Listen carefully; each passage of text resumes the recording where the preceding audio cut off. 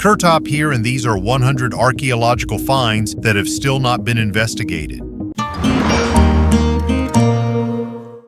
Lacquer coffin. In 2018, archaeologists discovered a unique 700-year-old lacquer coffin from the Yuan dynasty in China's Jiangsu province. Its bright red surface was perfectly preserved thanks to a multi-layered lacquer coating that protected the wood from moisture and decay. Lacquer coffins were a symbol of high status in China, and their creation required complex technologies. The lacquer was applied in several layers and then polished to a shine. This method of preservation allowed the coffin to survive centuries with virtually no damage. The find is also important because the Yuan dynasty left relatively few burials, and this coffin can tell us a lot about the funeral traditions of that time. Statues of High Priest Imephor. Experts completed work on the necropolis of the Qom el-Kamasin necropolis, where the mastaba, tomb of Imephor Impi Nikaupta, the high priest of the god Ptah, the main deity of Memphis, the capital of the country during the Old Kingdom and the first intermediate period of ancient Egyptian history, is located. The most important and surprising find of this year was a hoard of more than 100 figurines of Imephor with the full name of the priest engraved on the right hand. This is an unprecedented type of funerary figurine, each unique in form and concept, ranging in size from 15 to 30 centimeters. 38 blocks or fragments of blocks with inscriptions and reliefs from the ceiling of the burial chamber were also recovered from the Imephor mastaba. These fragments, inscribed with two parallel strips of hieroglyphic text with the names and titles of the priest, make it possible to reconstruct almost completely the ceiling of the chamber and finally fix the content of the inscription. Beer flood in London. Many are sure that the event of 1814 is a legend, but no. On October 17, 1814, at the then largest brewery Horseshoe, one of the wooden vats for storing beer exploded, the height of which was approximately 10 meters. But that was only the beginning. A powerful jet of liquid simply demolished the valve of another similar capacity, and then the domino mode turned on. Almost 2 million liters of beer poured into the streets of London. The force of this drunken tsunami was so powerful that 8 people died. But in fact, there were more victims. A huge number of people immediately rushed to drink free beer and got alcohol poisoning. Coptic handbook.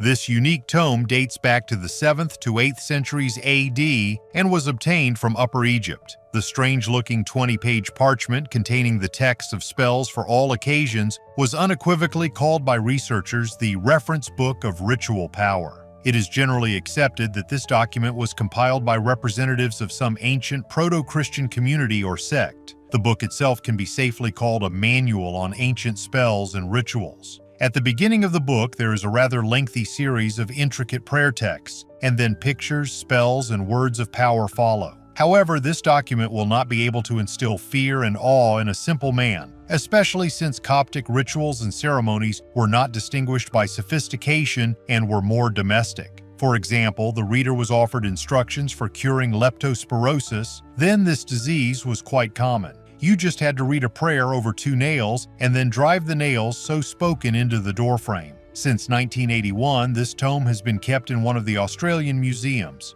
Previously, it was owned by the famous collector Michael Fakelman, but no one knows anything about the previous history of the artifact. What is known about Egyptian animals?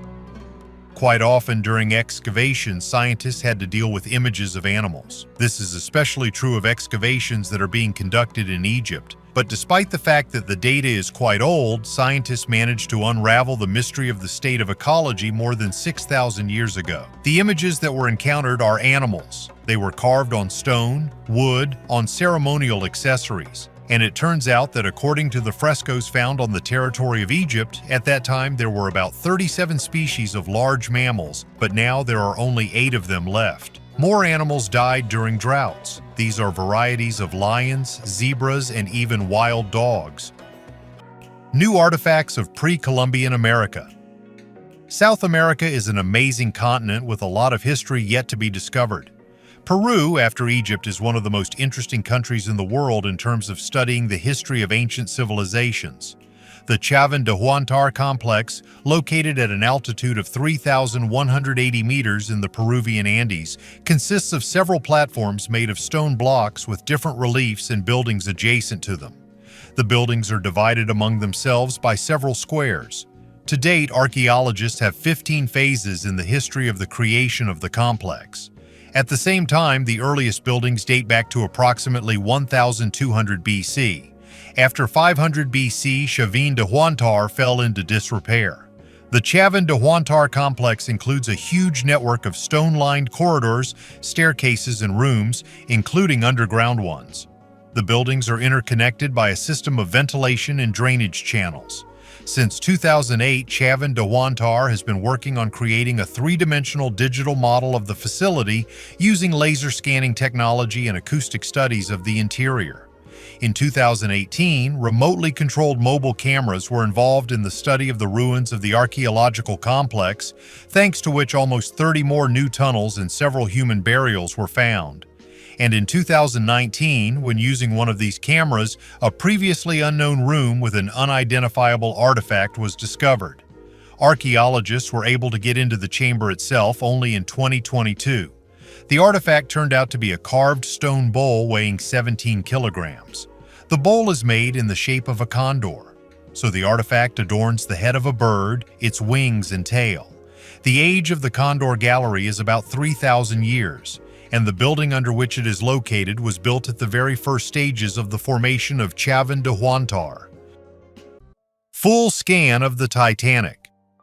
For the first time in history, a full digital 3D scan of the Titanic has been made. Hundreds of thousands of images were collected into a model that allows us to examine every centimeter of the sunken liner. The scan showed many details that were previously inaccessible: destroyed decks, personal belongings, individual structural elements. The experts studied the stern, portholes, and the hull break especially carefully. For example, they discovered that one of the portholes exactly matched the eyewitness accounts of the moment of the collision with the iceberg. The model also confirmed something important: the engineering compartment continued to supply electricity until the very end. This allowed the lighting to be maintained longer and gave passengers more time to evacuate. This is exactly what matches the stories about how the light on the ship burned until the very end. The scan provides more than just a picture. It is a tool with which the Titanic can be studied as if it were not at the bottom, but standing on dry land. And there is something particularly strange about this, to look at what has perished with such clarity. Mosaic depicting the 12 labors of Hercules. During excavations in the ancient city of Siedra in the Alanya region, about 164 square meters of floor mosaics depicting the 12 exploits of the mythological hero Hercules were discovered. The remains of the ancient city of Siedra are located near Alanya, the most famous tourist center of Turkey. The ancient city is located 20 kilometers east of the city center. The mosaic depicts very well-preserved scenes called 12 exploits of Hercules. The figures are human-sized. In this sense, we have before us a unique object of antiquity. Well-preserved mythological scenes add value to the work. The floor mosaic is 7.9 meters wide and 22 meters long, believed to have been made in the 2nd century AD, and covers an area of about 164 square meters. Coin with the image of the goddess of the moon. At the bottom of the sea off the coast during underwater work, Israeli archaeologists found a coin, which is about 1,850 years old. A bronze coin in very good condition was found at the bottom of the Mediterranean Sea near the beach near Haifa. It depicts the goddess Moon. She personifies the planet's satellite of the same name, as well as the zodiac sign, Cancer. The artifact probably belongs to a series of 13 coins, 12 of which correspond to the signs of the zodiac, the latter with a full zodiac wheel.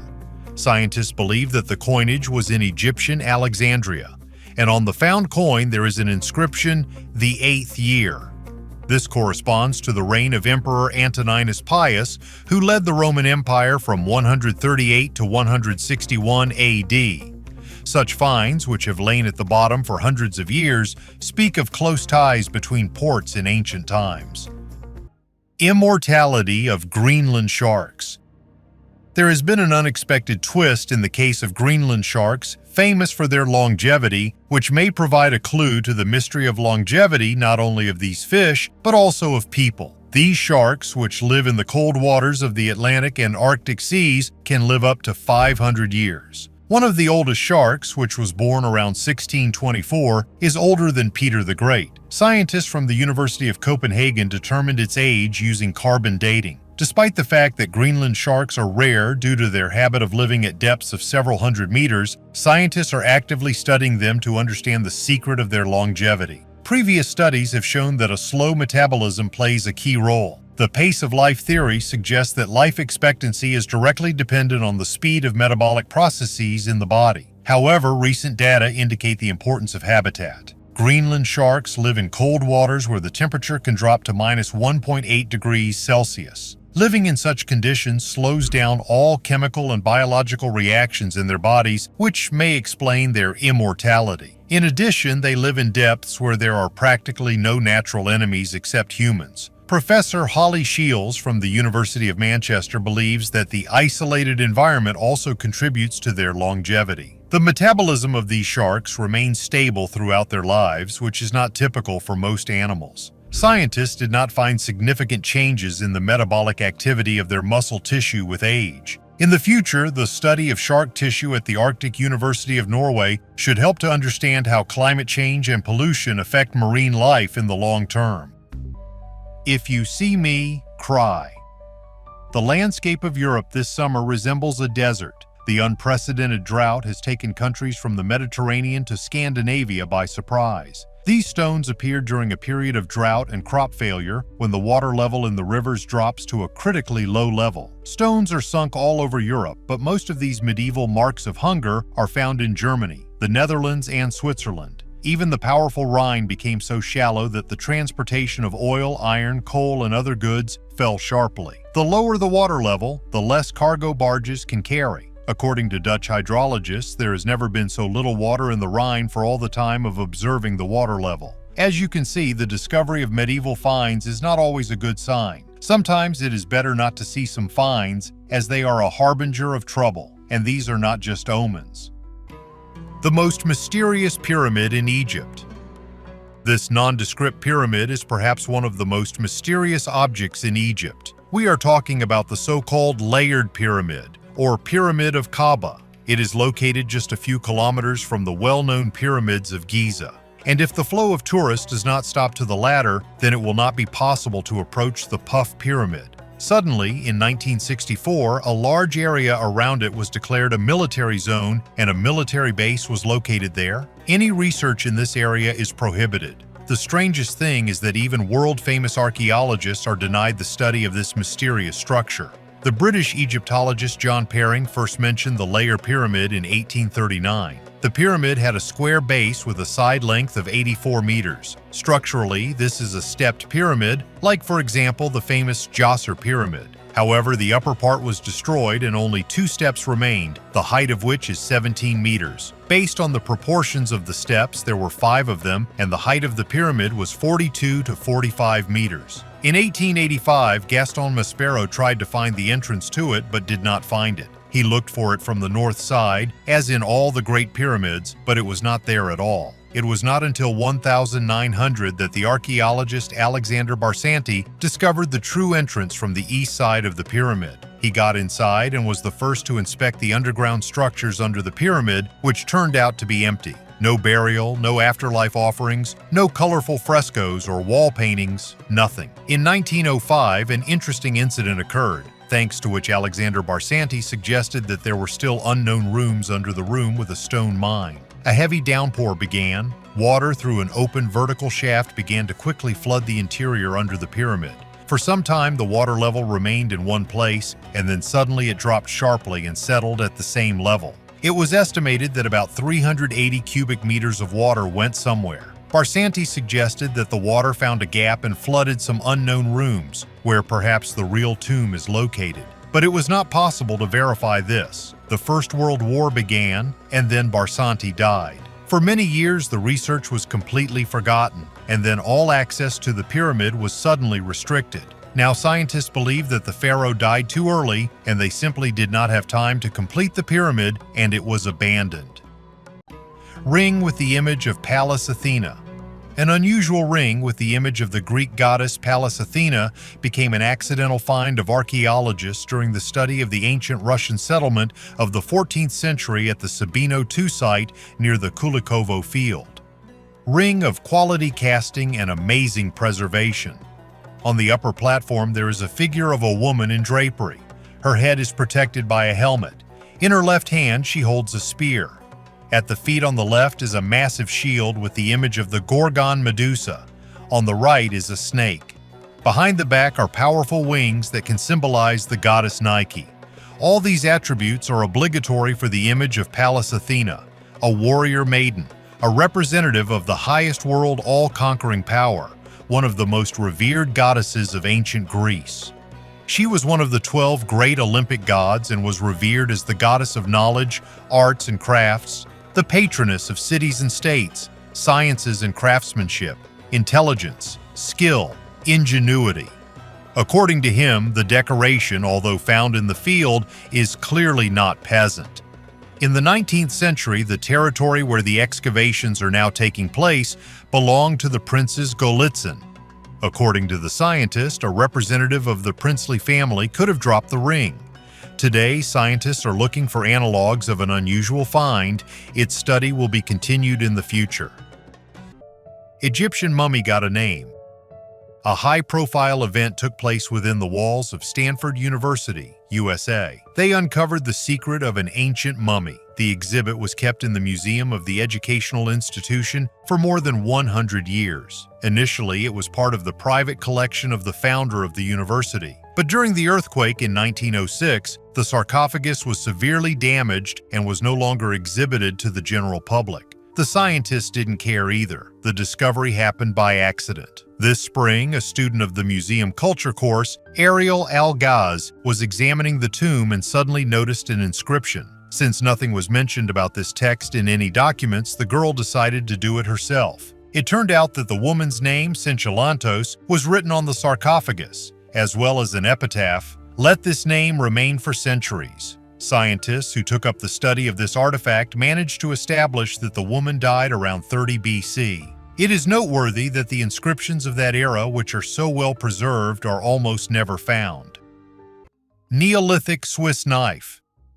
On the border of Germany and Switzerland in the Wangen-Hinterhorn area, archaeologists have found an unusual object, a Neolithic knife with a wooden handle. Length, 7.3 centimeters. Blade, flint. Handle, wood, secured with birch resin, and on the side, a hole for carrying. The whole design resembles something like an ancient multi-tool. And indeed, the find has already been called the first Swiss knife in history. The tool dates back to the Neolithic era, approximately 4,300 to 3,500 years BC. It was found at the site of the Finn culture, a society that lived near swamps and lakes in the territory of today's southern Germany and northern Switzerland. People here built pile houses, farmed, kept cattle, used copper products, and even knew how to use fabric. The knife from Wangen is simple, but it contains the whole essence of the time: convenience, reliability, versatility. This is not a ceremonial object, not a weapon, not an ornament. This is a tool that was used every day, and it is these types of finds that are important. Skulls with nails.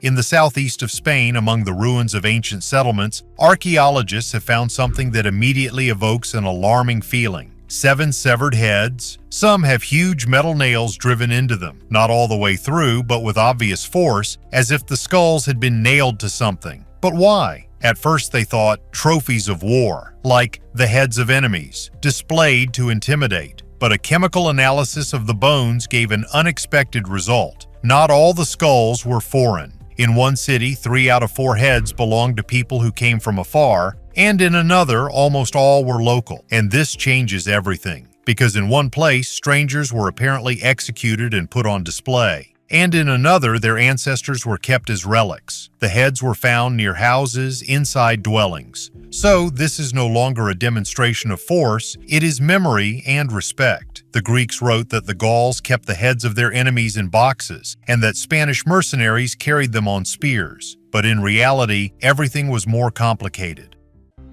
Ancient funeral wagon. This incredibly well-preserved 4,000-year-old wagon made of oak was discovered in the village of Lacquer near Lake Chavin in Armenia.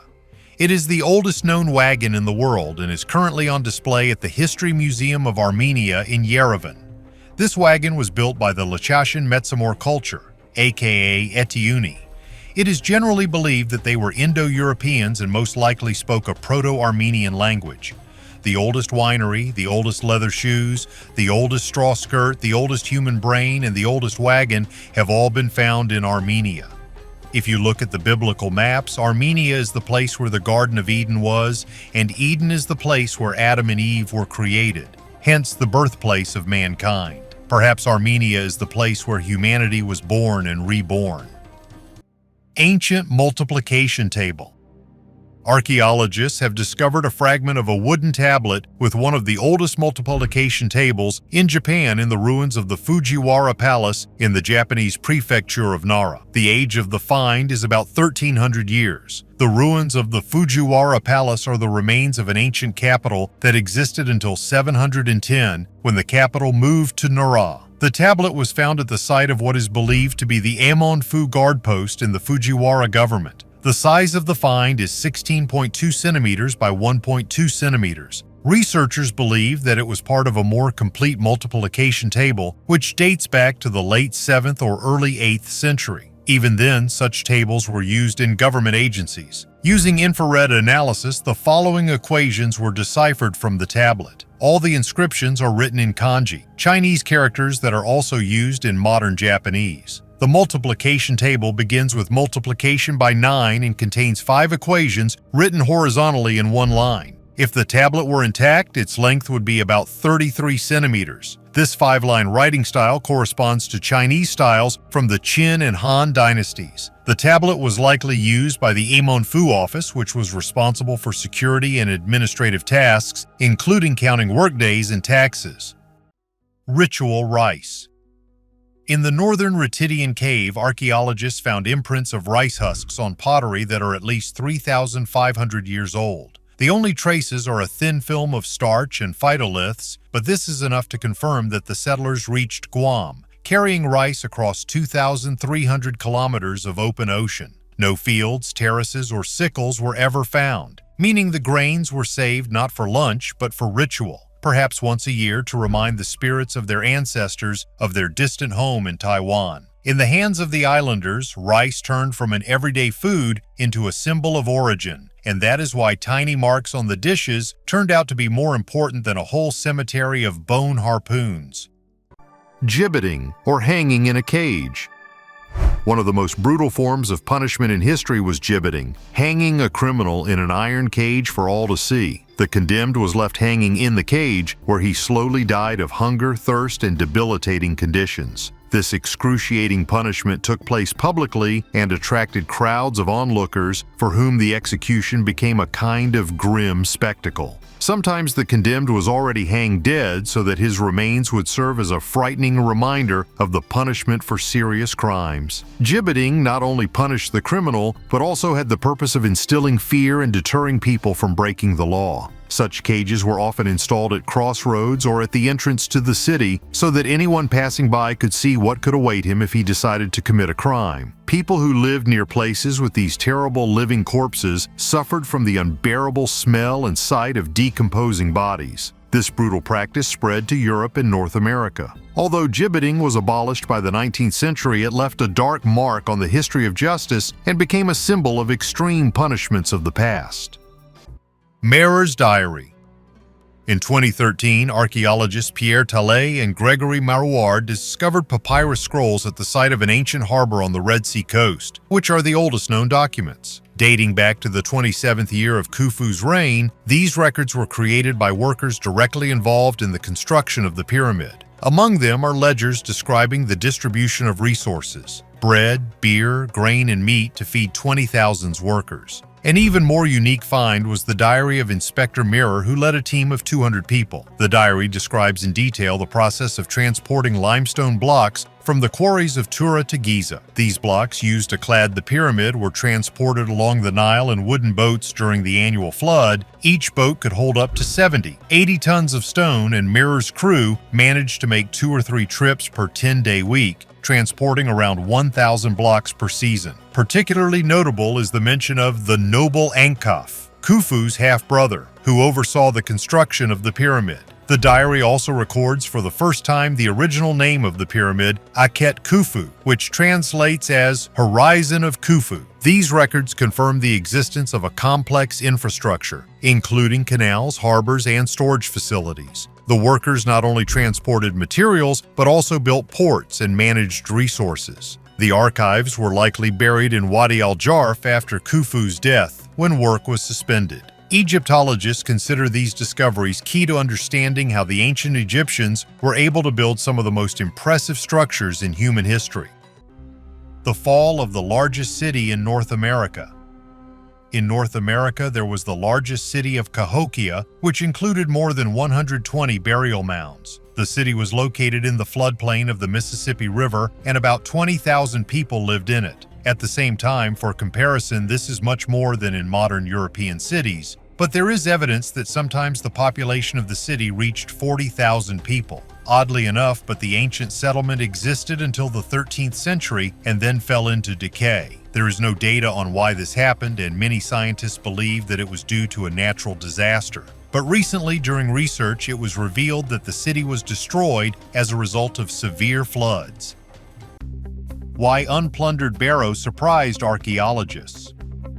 The barrow, 2.5 meters high and 50 meters in diameter as it turned out, concealed a stone crypt with a supporting wall around the perimeter. The crypt itself was made of flat slabs and widened slightly towards the top. It was covered from above with wood, on which stone slabs were laid. The entrance to the crypt was on the south side, and a long corridor led to it through which the dead were placed inside, and the entrance was blocked with stones. Archaeologists are very lucky. The mound turned out to be unlooted, and its contents will provide a huge amount of valuable information. It is already known that it dates back to the 4th century BC. The remains of 6 people were found inside the crypt. They were buried at different times, which means that this is a family crypt. Judging by the rich grave goods, these people belonged to the upper class and apparently were the leaders of the tribes. The clothes of the buried were richly embroidered with gold plaques, and the costume of one of them may be reconstructed. The fact is that during subsequent burials, the bones of the previous one shifted, and thus only the last buried person had all the details of the costume in their places. In total, more than 100 gold objects were found. If you see me, cry. In Europe, they discovered a find that scared not only archaeologists. This news spread all over the world, and even ordinary people were shocked. The water level in European rivers reached an all-time low level due to drought,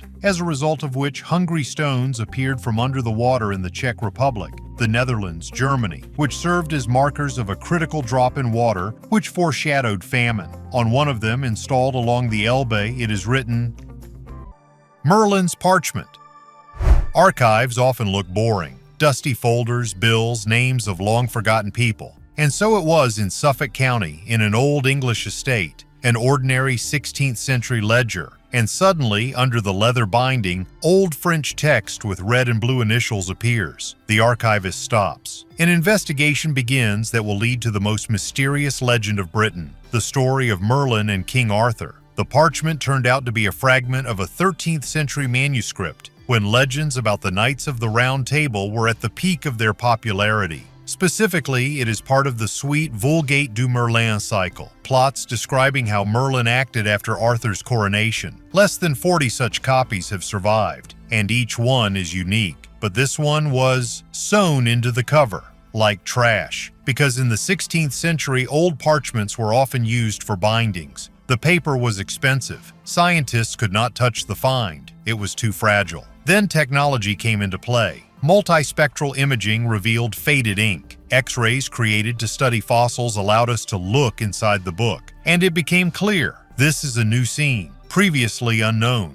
2 episodes. In the first, Gawain fights the pagan kings at Gibbeting. In the second, a blind harpist with a white dog appears during a feast. He charms everyone, asks permission to carry the standard in battle, and disappears. Then it becomes clear that it was Merlin who changed the course of events. Magic, a mask, a legend. But this is not the main thing. The main thing is that all this could have remained in the cover forever. The story written by monks 7 centuries ago survived dozens of generations, wars, oblivion, and surfaced only because one person noticed a strange pattern on old skin. He still seems alive. On May 8, 1950, peat miners discovered a corpse in the Bjeldskavdal peat bog in Denmark that looked so fresh that at first the workers thought it was a recent murder victim. The man was lying at a depth of 2.5 meters in the fetal position. On the head there was a pointed sheepskin hat with fur inside, held by a strap under the chin. A leather belt was tied around the waist. Other clothes were missing. They probably decayed. Short hair was almost completely hidden under the cap, and the stubble on the chin testified that the man had not shaved on the day of his death. Around the mummy's neck was a tightly tied noose of woven leather. According to radiocarbon analysis, the man died around 375 to 210 BC. Based on the amount of strontium isotopes in his hair, this man spent the last year in Denmark, but in the last 6 months he traveled at least 20 miles. An X-ray showed that the man's head was intact, but his heart, lungs, and liver were well preserved. The man from Tollund died at the age of 40. His height was about 1.61 meters. Investigators concluded that the man died by hanging, not strangulation. However, researchers disagree on whether the man was executed or sacrificed. Body position and the fact that the eyes and mouth of the deceased are closed testify against execution. The last food of the Tollund Man is a porridge made from cultivated and wild seeds, including barley and flax. The man last ate at least 12 hours before his death. The body is on display at the Silkeborg Museum in Denmark. Facial reconstruction by French criminologist Philippe Froche. The mystery of the origin of the Black Death. The year 1347 marks the outbreak of one of the worst epidemics in European history. Hundreds of years later, scientists have finally managed to unravel the mystery of the origin of the Black Death. The bacterium Yersinia pestis was carried by fleas and lice. It spread rapidly and in subsequent years destroyed up to 60% of the population of Western Eurasia. And even after that, the pathogen repeatedly caused local outbreaks over several centuries. Scientists have long argued about the origin of the disease. Hypotheses based on historical records and genetic data considered a range of possible places of origin, from Western Eurasia to East Asia. Some scholars are looking for the roots of the Black Death in the Karakoram region of South Asia. Others consider the Mongol Empire a possible source of the plague. They suspect that even Genghis Khan could have died from the plague. However, Maria Spiro and her colleagues took a different path. Archaeologists discovered graves near Lake Issyk-Kul in Kyrgyzstan a century and a half ago. Some tombstones point to a previously unknown epidemic that occurred in 1338 and 1339. That is, almost 10 years before the arrival of the Black Death in Europe. Since then, there have been rumors that those who died in the cemeteries of Karajagach and Barana could have died from the plague. To clarify this issue, the research team took samples from 7 medieval plague victims. The tissues of the deceased contained Yersinia pestis DNA. Scientists compared the DNA sequences of the plague genomes from Kyrgyzstan with 203 modern and 47 historical representatives. Using this data, they recreated the genealogical tree of the plague and tried to classify the pathogen from Kyrgyzstan in terms of evolution. Result: the plague DNA from Kyrgyzstan is more original and older than any other Yersinia pestis gene sequence known to date since the 14th century. DNA samples from Kyrgyzstan now show that the ancestor of all 4 plague lines came from the area around Lake Issyk-Kul. A child buried like a chief. Archaeologists have discovered a burial site in a cave in Thailand that is almost 30,000 years old. The remains are about 4 years old. At first glance, nothing unusual. Child burials do occur, but this is what raised many questions. The child's body was placed in a cavity carved directly into the rock. Carefully, almost like a cradle. The face and chest were covered with red ochre, a pigment that in many ancient cultures was associated with blood, birth, and the transition between worlds. There were objects lying nearby: stone chisels, shells, jewelry. This is not just a random set. This is inventory that is most often found in the burials of leaders, shamans, or people with a special status, and certainly not in the burial of a child. Scientists did not find any traces of a mass grave or a settlement in the cave. Only one burial ground, one child, and an entire ritual assembled around him. This made me wonder, who was he? Why was he buried like this? There is a theory that it was a manifestation of an early religious tradition, or a sign that children in that society were not perceived as weak and helpless, but as bearers of something important. But there is another thought. Maybe he was the only child in the group, or he died in a special way, in his sleep, in a ritual, during a ceremony, and then his death gained weight. Not because he was a leader, but because he became a symbol. In any case, this burial ground is not just archaeology. It is one of the oldest reminders that death, even the earliest, could be a reason for a ritual, and a complex, thoughtful ritual with details that have survived to this day. Where did the Italian language come from in Rome?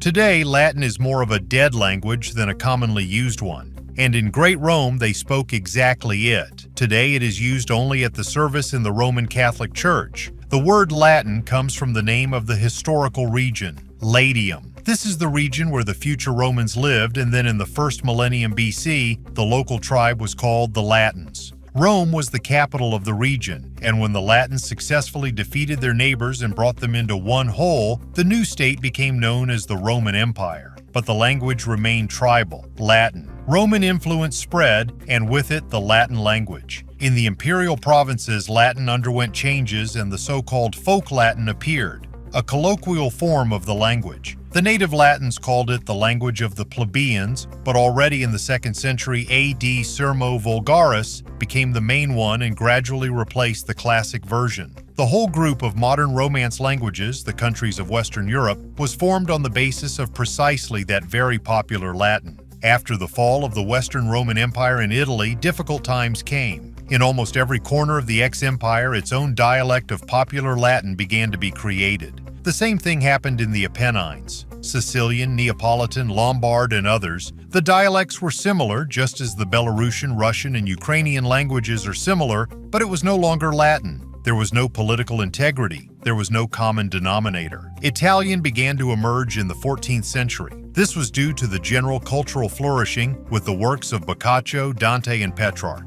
They were all from Florence, and they wrote in the Florentine, Tuscan language. Their work became very popular in Italy, and therefore the Tuscan language became canonical. And when Italy was united in the 19th century, literary Tuscan became the official language. This is how the Italian we know appeared.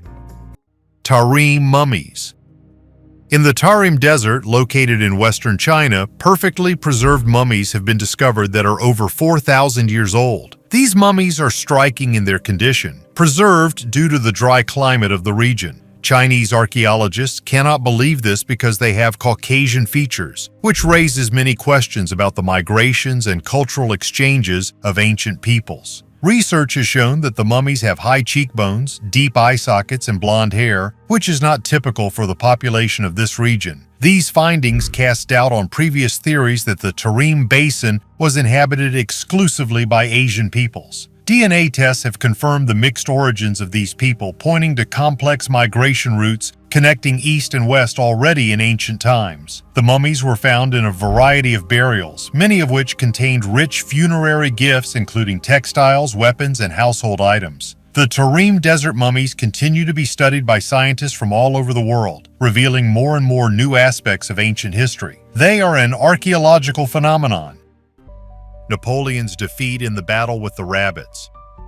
It was hardly possible to imagine that the famous Napoleon Bonaparte could suffer such a shameful loss from a herd of rabbits. In 1707, in July, the commander decided to celebrate the signing of the Treaty of Tilsit by hunting eared. Before the hunt, he decided to have dinner, and at that time 3,000 rabbits were sitting in cages, waiting for the start of the hunt. And when it started and the animals were released into the field, they did not run away in fear, but attacked the hunters, including Bonaparte. The rabbits clung to his clothes, threw themselves at his feet, and the Corsican had to shamefully flee. And the reason was quite simple. Instead of wild rabbits for hunting, they found tame ones that were not afraid of people. New text on the Dead Sea Scrolls. The Dead Sea Scrolls, discovered near Jerusalem in the 1940s and 50s, are among the earliest existing texts of the Hebrew Bible. While trying to date some of these scrolls, researchers found letters on fragments that were thought to be empty. Later, using multispectral imaging, lines of text invisible to the naked eye were discovered. In the past, supposedly new fragments of the scrolls were made public, but then they turned out to be a fake. The fragments currently being studied were part of the original collection of scrolls found at Qumran and are believed to be authentic. Dennis Mizzi, senior lecturer in Hebrew and ancient Judaism at the University of Malta, said the newly discovered lines could be linked to the Book of Ezekiel, but it's too early to be sure. Infanticide or rituals. The burials of infants in the houses of the Iberians who lived on the Iberian Peninsula in the Iron Age have long raised questions among scientists. Various versions were suggested, from infanticide to rituals. However, a recent study helped to understand the essence of these burials. The researchers came to the conclusion that the infants died of natural causes, most likely due to premature birth or complications at birth, and not as a result of ritual actions. This conclusion was made thanks to the analysis of children's teeth using advanced technologies such as microscopy and synchrotron radiation. The study examined the remains of 45 infants, and the methods of optical microscopy and microfluorescence helped to determine the moments of birth and death with high accuracy. The key factor was the discovery of a neonatal line in the teeth, which is formed around the moment of birth. These data allowed scientists to prove that many infants died immediately after birth due to health reasons. The Iberians commonly practiced cremation, so the discovery of uncremated newborns in living quarters has previously caused controversy. A 4,000-year-old parcel. The National Museum of Ireland has received unique artifacts from the Bronze Age. An anonymous sender sent 2 axes by post which are over 4,000 years old. Experts noted that the axes were carefully packed in a box with foam padding. The sender also enclosed a letter stating that the axes were found using a metal detector in the Westmeath area. The museum has asked the sender to provide more information about the find, especially the exact location of the find, in order to understand the historical context. The axes date back to 2150–2000 BC, which coincides with the beginning of the Bronze Age. They may be among the first metal axes in Ireland made from copper, possibly mined on Ross Island. The object itself is valuable, but the context is also important. Artifacts were often buried in places associated with rituals. The museum hopes that the sender will contact us to provide more information. Painting in a cave. Archaeological research is still ongoing in Turkey. According to them, cave paintings were found near the city of Konya, which date back to the Neolithic era. Initially, this was taken for an ancient map of the world, which depicted a community in Chittal, which existed here about 9,000 years ago. But after the fresco was examined, scientists came to the conclusion that it depicts a volcanic eruption. And if you look geographically, then this is also confirmed by the presence of 2 hills, which are located not far from this place. A pumice stone was also found near this place, the age of which is about 8,900 years.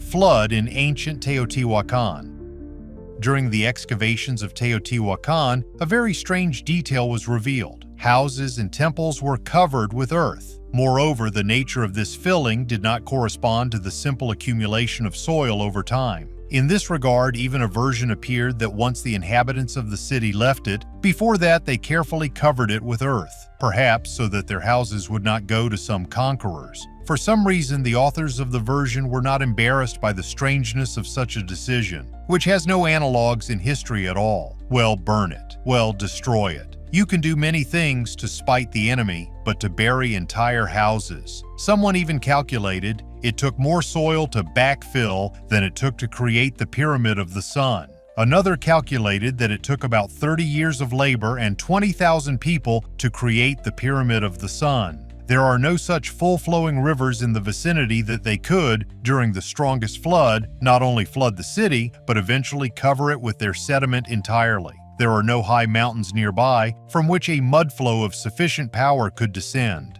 A simple tsunami could not do this either. There are only 400 kilometers to the sea in a straight line, and the height is about 2 kilometers. Archaeologists during the expedition discovered direct and obvious traces of the flood tsunami, which came from the Pacific Ocean and had a power that was quite sufficient to leave its mark in Mexican Teotihuacan.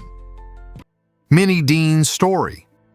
In the 1890s, in the city of Invercargill, New Zealand, a woman named Minnie Dean was engaged in so-called baby farming. She took in orphans and called them their foster mother. Minnie actively searched for babies, placing ads in newspapers, and soon the number of children in her care began to arouse suspicion. It was revealed that she was trying to ensure their lives, which alerted the local police. The cops began to closely monitor Dean as rumors began to circulate about the disappearance of children. The first alarming case occurred in 1893 when a 6-month-old baby went missing. Then, 2 years later, a newborn girl disappeared. Suspicions grew and the police continued to diligently monitor Minnie. Finally, on May 2, 1895, a reporter spotted her boarding a train with a baby in a hat box. But when she returned, all she had was a box, which seemed considerably heavier than usual, and no baby. Minnie later explained that the baby had died during the night and in a panic she had put the body in the box to get home safely. However, the police, called by a reporter, raided her property. In Minnie Dean's garden they found the bodies of several children, including a girl who had been buried only recently. This became the decisive evidence and Minnie was brought to trial. She was found guilty and sentenced to death. She was executed on August 12, 1895, making her the only woman to be executed in New Zealand.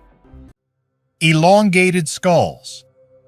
The mystery of the elongated skulls of Paracas continues to stir heated debate among scientists and researchers. These elongated skulls, discovered by archaeologist Julio Tello in 1928 on the Paracas Peninsula in Peru, date back approximately 3,000 years. The skulls are unusually shaped, and although similar finds have been found all over the world, from Rome to the Caucasus, the Paracas skulls are particularly surprising. It is believed that the elongated shape of the skulls was the result of deliberate manipulation, such as tying special bands or boards around the heads of infants. This process, known as cranial deformation, was common among many ancient cultures. Even today, it is practiced by some African tribes. However, it remains a mystery what exactly motivated people everywhere to engage in this practice. One popular hypothesis is that people sought to imitate the gods or guests from heaven who, according to legend, had elongated heads. Another version says that such a shape of the skull could enhance the perception of cosmic energy, which allegedly contributed to spiritual or intellectual development.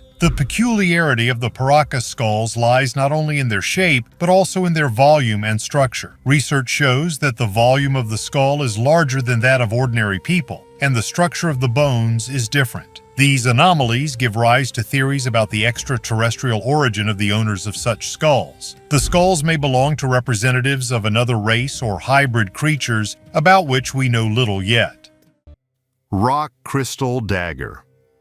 In the megalithic tomb of Montelirio Tolos, located in the southwestern part of Spain, archaeologists have discovered a unique artifact, a rock crystal dagger dating back to about 3000 BC. This 22-centimeter dagger has been preserved almost completely, including the handle and sheath made of ivory. Found in a separate chamber of the tomb, the dagger clearly had a special meaning for the deceased. Scientists assume that this dagger was used for ritual purposes, since rock crystal in ancient times was considered a symbol of purity and connection with the spirit world. Processing crystal required skill, since it is a hard and fragile material, so such an object was extremely valuable. Perhaps the dagger served as a symbol of the high status of the owner and was used in rituals associated with the cult of ancestors or gods. A new species of human. A 146,000-year-old or possibly older skull, dubbed Dragon Man, found at a construction site in the Harbin region of northeast China, may represent a new species of human. The scientists, who published their findings in 3 separate papers in The Innovation in June 2021, said their analysis of the skull suggests it represents a new lineage of Homo sapiens called Homo Longi. The term Dragon Man refers to the Dragon River in the area where the skull was found in 1933. The worker who discovered it hid it until 2018 when he told his family about the skull, and they donated it to the Hebei GEO University Museum. The well-preserved fossil from the Middle Pleistocene is massive, with a large skull, falling within the range of modern humans, combined with a mosaic of primitive and derived features, the scientists said. According to them, unlike other Homo species, the skull has a broad, low face, nearly square eye sockets, flat cheekbones, and a shallow palate with large molars. Paleoanthropologist Shijun Ni believes that Homo Longi may be even more closely related to humans than Neanderthals. Tomb of a warlord in Egypt.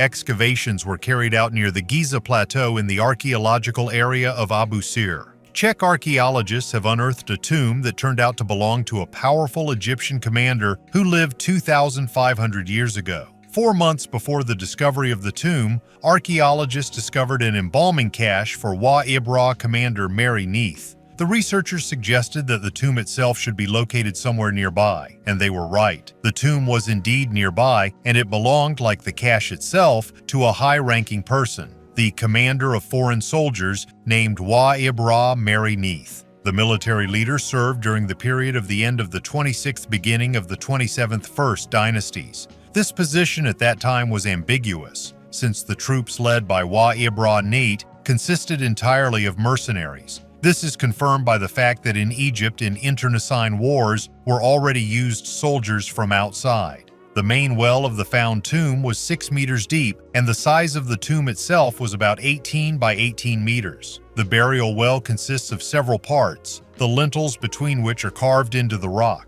Inside the main well there is another one, smaller and deeper. It was used as the main burial place. The outer sarcophagus was made of 2 huge blocks of white limestone, and the inner one was made of basalt stone carved in the shape of a human body with text from the Book of the Dead inscribed on it. But the second sarcophagus, to the surprise and disappointment of scientists, turned out to be broken and completely empty. They found only an amulet in the form of a scarab beetle. The tomb was looted during late antiquity, and 2 ceramic vessels were found in it, which were dated to the 4th to 5th centuries AD.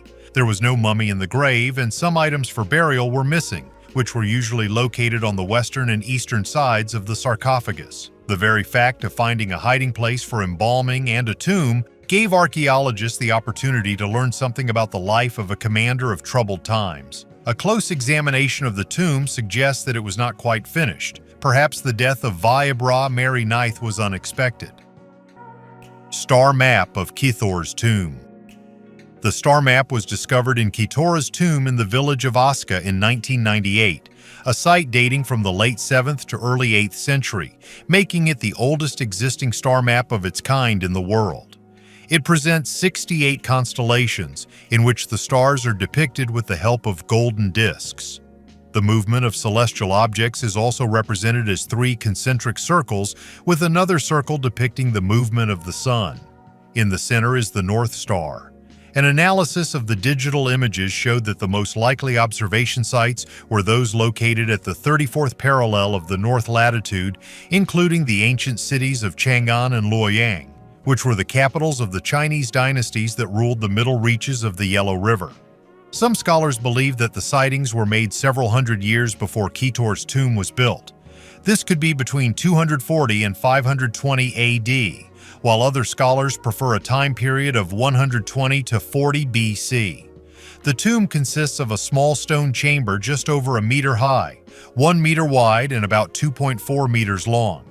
The walls are oriented to the 4 cardinal directions, and the drawings on them depict the black tortoise of the north, the azure dragon of the east, the red bird of the south, and the white tiger of the west. These images are accompanied by additional zodiac images consisting of human figures with animal heads. The chamber was large enough to bury 1 person. This man was buried in a lacquered coffin that had been smashed during a tomb robbery, and the pieces were scattered across the floor. The chamber also contains grave goods and fragments of human bones. Artifacts found at the site include gold fittings and parts of a decorated sword. The evidence suggests a middle-aged adult male, probably of aristocratic origin. The discovery of the star chart is currently the subject of much controversy, prompting further discussions about the history of astronomical technology in Japan. Some suggest that such cards were often used for rituals and divination. Who nevertheless created this mysterious artifact in such ancient times remains a mystery. The Sultan's treasure.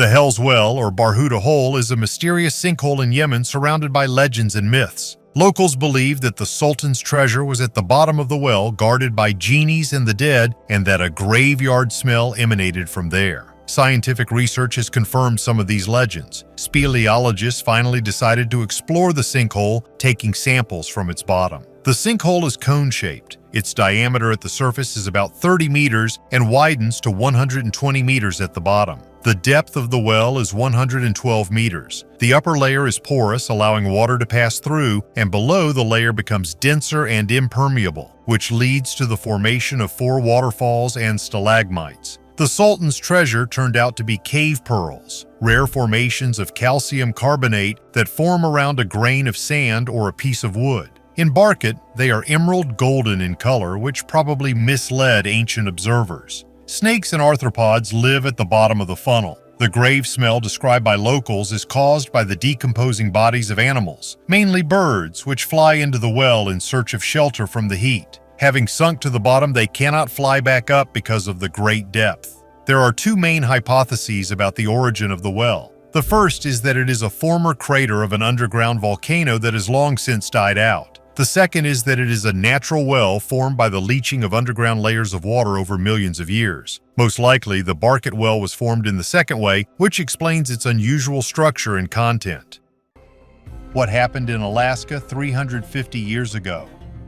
The site of the battle, which took place almost 4 centuries ago, was found by Scottish archaeologists in Alaska. The find, according to scientists, fully confirmed one of the legends of the Yupik people, a group of Eskimo tribes that live in the west and southwest of Alaska, as well as the Russian Far East. The Yupik people include 3 tribes: the Alutiiks, who live in the coastal zone of central Alaska on the peninsula itself; the Yupiks live in central Alaska; and the Utes live in the Russian Far East. But back to the legend. According to legend, a world war on a local scale took place during the so-called period of bow and arrow wars. The beginning of the fighting was an incident during the throwing of darts, a Yupik folk pastime. The consequences of the accident were very tragic. One of the boys accidentally hit the other in the eye with a dart. The father of the victim solved the problem more than radically. He simply knocked out both eyes of the offender, or blinded him with darts. The legend is silent about this. Further, in accordance with the traditions characteristic of any nationality, a petty skirmish between 2 parents gradually involved all relatives on both sides in the conflict, which in the end resulted in a full-scale war.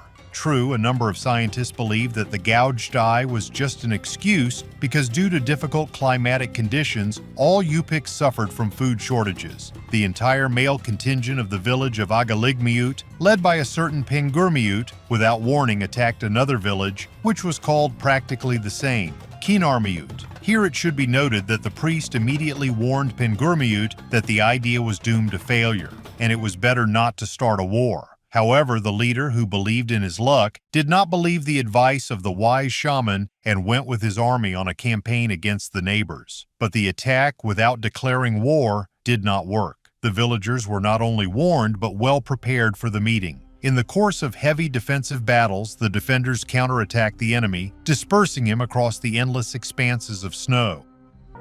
Mysterious Tomb 157.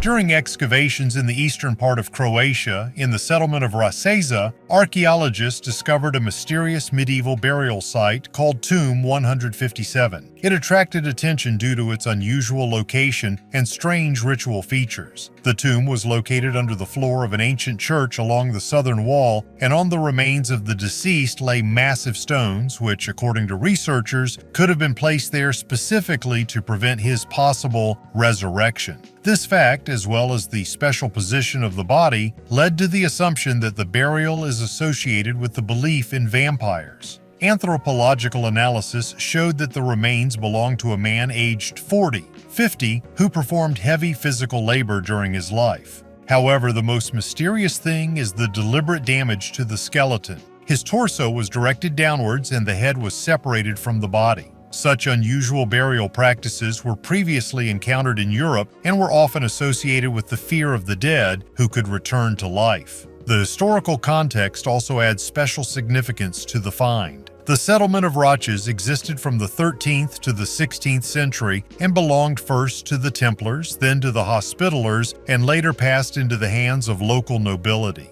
Archaeologists have discovered 181 burials here over 15 years. Some graves contain traces of non-standard burial rituals, including decapitated bodies and dislocated bones, which testifies to ancient superstitions and fears. An analysis of historical sources confirms that even after the adoption of Christianity, belief in evil spirits continued to persist in Slavic countries. Volgograd discs. Mysterious stone discs were discovered on the Medveditskaya Ridge in the Volgograd region, Russia, known for its anomalous zones. The find consisted of 6 large round objects, the largest of which reaches 4 meters in diameter. Researchers claim that the structure of the discs is amazing. Their composition includes tungsten, a rare and refractory metal used in modern industry and space technology. Ufologists have suggested that these strange objects could be the remains of ancient spaceships that fell to Earth thousands of years ago and eventually turned into stone. Such finds, reminiscent of flying saucers, only fuel theories about ancient aliens visiting our planet. An alternative hypothesis explains the origin of the discs by natural processes of erosion and concretion. Geologists believe that stone formations could have arisen due to high pressure and mineral deposition over millions of years. However, the perfect round shape and the presence of tungsten remain unexplained to this day. What was found inside the alien mummies? Mexican journalist and ufologist Jaime Maussan made a sensational statement about the alien mummies found in Peru. According to him, rare metals and alloys were found inside these bodies, which could serve as devices for intergalactic communication. One of these metals is osmium, a rare and very expensive element used in telecommunications and space technology. However, it is also known for its toxicity and danger to humans. Maussan suggests that the found devices could be something like mobile phones that aliens use to communicate with. It could be a communication device, although no one knows yet how it works. Osmium, which was discovered, is especially surprising. This metal is not only difficult to find, but also deadly. If someone wanted to create a fake, why would they put such a rare and toxic metal inside? Currently, the bodies of the aliens are being studied in laboratories, but many scientists are skeptical about these findings. According to them, the mummies could have been assembled from parts of various animals. They replace the alphabet. A quipu is a bundle of knotted ropes, the main thread from which dozens of colored cords hang. For a long time, it was believed that the Incas simply counted corn and taxes with knots, as if they were ancient abacuses. A team of linguists and programmers loaded 21 whole quipus from a museum in Peru into a neural network. The algorithm looked at what color the rope was, at what distance from the main line it hung, what kind of knots were tied, and in what order. The machine quickly found repeating combinations, like identical words in a long text. It turned out that the same set of knots on a yellow rope is found next to records of grain pantries, and another on a red one is bundled with lists of warriors. Scientists compared this with colonial Spanish documents and realized that the quipus conveyed a meaning much richer than a simple count. For example, the combination of green rope plus 3 short knots almost always marks a place where corn is stored, while red plus double knot may mean a tax for the army. If the method is confirmed on a larger number of samples, the quipu will cease to be a knot calculator and will be recognized as a real writing system. Then the Incas will have to be rewritten from the list of civilizations without letters to the list of peoples who simply chose a different alphabet, the rope alphabet. The Guardian of Moho. In the highlands of Peru in the Moho region, there is a stone statue, not tall, outwardly simple, but nevertheless causing a strange feeling. At first glance, it is just a carved monolith in the Tiwanaku style. Clear lines, a static pose, hands folded on the stomach. But the longer you look, the more it seems that the figure is out of context, as if it did not come from this time, and not even from this continent. The statue is called Moho Huaca. Its base is made in the form of a cross, reminiscent of the Andean chacana, an ancient symbol where each side denotes a level of the world, upper, middle, lower. But in this case, the cross is twisted in a spiral, clockwise, which in itself is rare and perhaps indicates a ritual meaning lost over time. However, what attracts attention most of all is not the style or the symbolism, but the strange similarities. The pose of the statue, its hands lowered and folded on its stomach, its direct gaze, all of this unexpectedly echoes the images of the Moai from Easter Island. And even earlier, with the stone steles from Göbekli Tepe in Turkey. The same composition, the same gestures, the same restraint. Completely different cultures, separated by thousands of kilometers and centuries, but seemingly using the same language of form. Ghostly traces of ancient people. Archaeologists have discovered many mysterious ghost footprints in the Great Salt Lake Desert of Utah. According to scientists, the tracks are visible only after rain. They are filled with moisture and become darker. After drying, they disappear again. Initially, the team found only a few traces in July this year. After a thorough inspection of the surrounding area using GPR, at least 88 footprints were identified, belonging to adults and children under 5 years old. Ghost prints were left at least 10,000 years ago when the area was a vast wetland. However, researchers suspect that the footprints could have been left 12,000 years ago during the last ice age. People seemed to be walking in shallow water and the sand quickly filled their tracks. But there was a layer of dirt underneath the sand which kept the print intact after being filled. Less than 2 kilometers from where the footprints were found, a previous research team found a hunter-gatherer camp dating back 12,000 years ago that could have been inhabited by the people who left the footprints, the scientists said. Skull with drilled base. The Ottoman Empire throughout its existence waged constant wars, capturing more and more new territories. So, in 1480, the Italian city of Otranto was captured. The troops of the Ottoman Empire plundered the city, killed the local population while choosing mainly the adult male population. In total, no more than 800 people were left alive in the city who were offered to convert to Islam in exchange for freedom. But the people refused and they were executed. After 300 years, these residents were canonized as saints and were considered the patrons of the city. But during the excavation, scientists were attracted by one skull, in which about 16 holes were drilled. Scientists have suggested that the holes were not the cause of death, but were drilled after the person had already died in order to extract bone powder, and it was used as a medicine. Ancient Belt Book. The belt book is a small volume that can be plugged into a belt. The book has a knot, which is part of the leather cover, which allows you to hold the book on your belt. Why was the knot at the bottom of the leather continuation of the cover? This is due to the fact that the book was hung upside down so that the owner could take it and read it at any time without having to remove the book from his belt. Belt books were very common in Germany and Holland during the 15th and first half of the 16th centuries. The book with the photo was made in 1508. And in 1589, an outer leather cover with a knot was attached to it, thus turning it into a belt. Silver Scroll of Jerash. This relic was discovered inside an ancient amulet about 13 centuries old. The scroll contains the text of some magic spell. In any case, the best minds from the world of science agree that this inscription belongs to the hand of a Jewish sorcerer who lived in a town called Jerash, now near Jordan.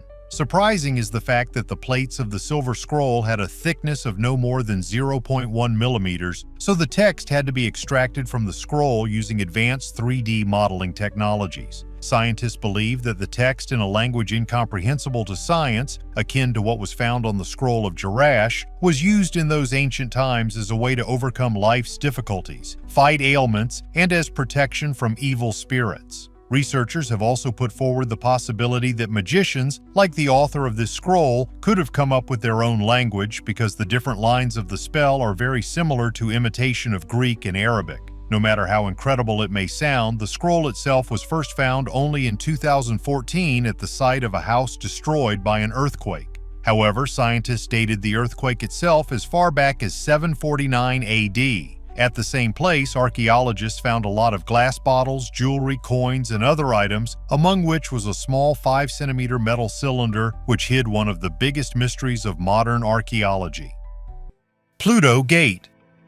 In 2013, an amazing discovery was made in Turkey, an ancient sanctuary also known as the Gateway to Hell. This mystical place has attracted the attention of archaeologists for its deadly fumes, killing all animals that approach them. The discovery was made in the ancient city of Hierapolis, located in the modern province of Denizli. Pluto's Gate was dedicated to the ancient Roman god of the underworld, Pluto. They were a cave from which poisonous gases emanated. These fumes contain a high concentration of carbon dioxide, which makes the air lethal to any living beings. The priests of the ancient sanctuary demonstrated the power of the gods by leading the animals to the gate, where they instantly died from the poisonous gas. Archaeologists have determined that high concentrations of carbon dioxide came from deep fissures in the ground running underneath the sanctuary. The gas reaches the surface and accumulates in the cave, creating a deadly atmosphere. This natural phenomenon was known to the ancient Romans and was used for ritual purposes. The discovery of Pluto's Gate not only revealed the secrets of the ancient sanctuary, but also demonstrated how natural phenomena could be used in the religious rituals of antiquity. The Roman senator was a horse.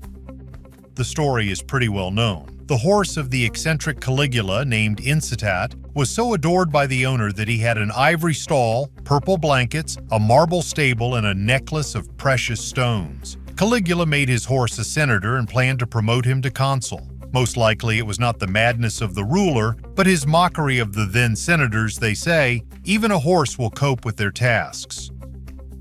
Africa in Israel. In the south of Israel, in the Negev desert, archaeologists have explored the Tel Malhada Hill, one of the places associated with the biblical city of Molada. Among the finds from the 6th century next to Christian burials, they discovered something unexpected: 5 hand-carved ebony figurines. The material is Sion ebony, which grows only in southern India and Sri Lanka. This in itself is a mystery, but the faces are most surprising. The figurines depict male and female torsos with expressive features, wide cheekbones, flattened noses, and a high forehead. Researchers are sure that these images have African features. On their heads are massive headdresses with holes made in them, possibly to wear the figurines as pendants or amulets. The burials themselves are Christian. Glass vessels, bronze and stone jewelry, and alabaster objects lay nearby. And among all this, there are figurines that clearly come from another culture and another world. This is not just a trade item. This is an object that had meaning. Perhaps these were images of ancestors. Perhaps they were symbols of the homeland that were preserved even after conversion to a new faith.